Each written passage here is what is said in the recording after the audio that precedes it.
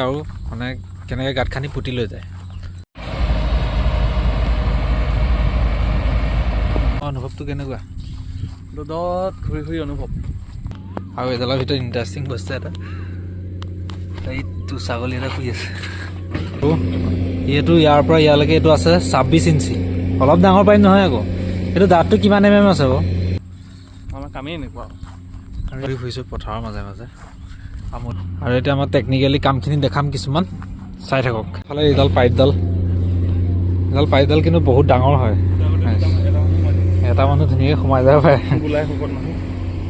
আৰু এইফালে কংক্ৰিটটো দিয়া আছে ছাইডত এইফালে ইয়াত জইন মাৰি আছে নমস্কাৰ বন্ধুসকল আমি এতিয়া আহি আছোঁ আপোনাৰ ছাইডত আহি আছোঁ মানে আপোনাৰ কাম এতিয়া ছাইডত পাইপ লয়িং হৈ আছে চাবলৈ আহি আছোঁ সেইদিনা ভিডিঅ' এটা দিছিলোঁ পাইছিলে চাগে আপোনালোকে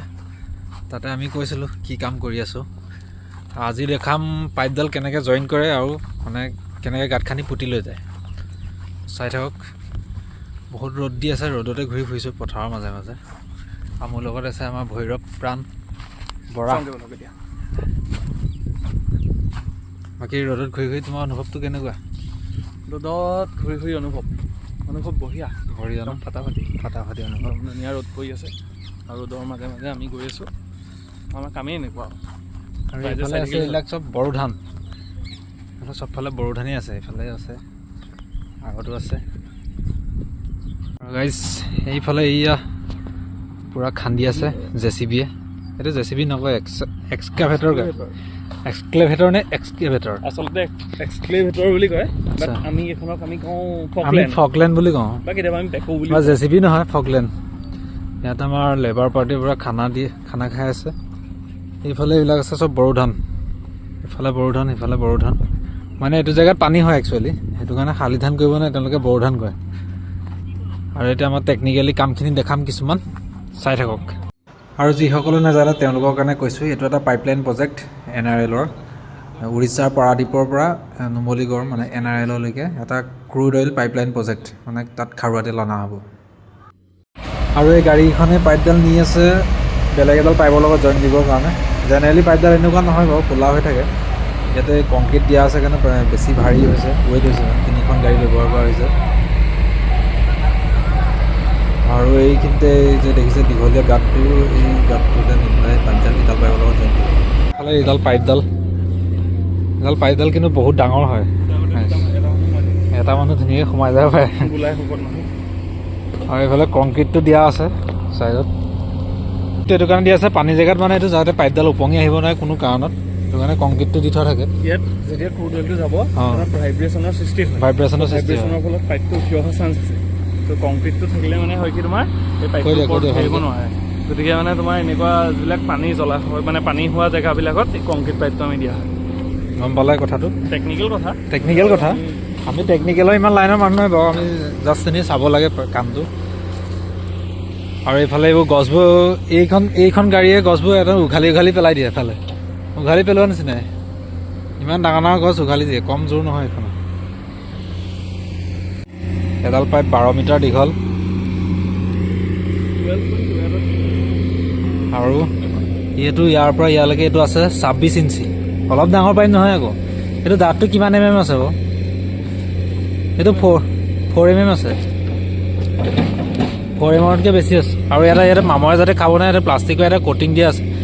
ইয়াত জইন ইডাল যেতিয়া ৱেল্ডিং কৰিব তাৰ ইয়াৰ ওপৰতো এনেকৈ কটিংটো দি থাকিব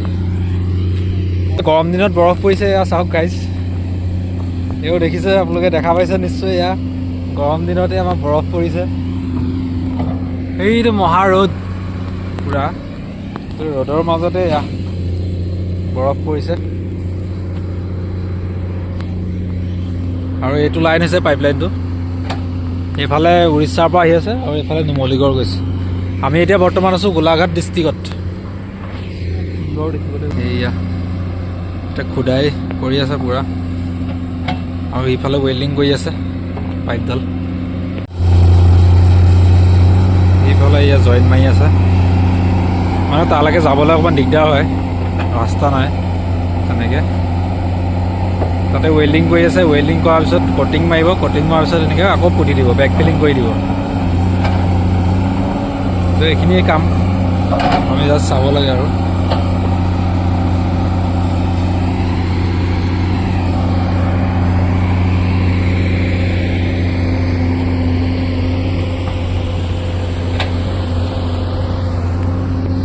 চব বড়ো ধান আৰু এই গাইজ এইফালে আমাৰ ৱেল্ডাৰে ৱেল্ডিং কৰি আছে সেইফালে মানে যাবলৈ নোৱাৰি ৰাস্তাটো বহুত বেয়া নহয় ওচৰৰ পৰা দেখাব নোৱাৰি এই দুডাল পাইপ সিফালে সেইডাল জইন কৰি আছে এইডাল আগতীয়াকৈ জইন কৰি থৈছে আৰু এইফালে এনেকৈ জইন কৰি গৈ থাকিব আৰু গাইজ এইবিলাক পাইপবিলাক চব পেলাই পেলাই থৈছে এইডাল এডাল আৰু এইডালৰ ভিতৰত ইণ্টাৰেষ্টিং বস্তু এটা এইটো ছাগলী এটা শুই আছে তাক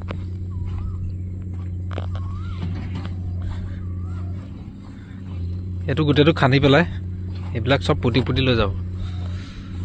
আপোনালোকে অলপ চাগে বুজি পালেই কামটো কেনেকুৱা ধৰণৰ কি কথা হৈ আছে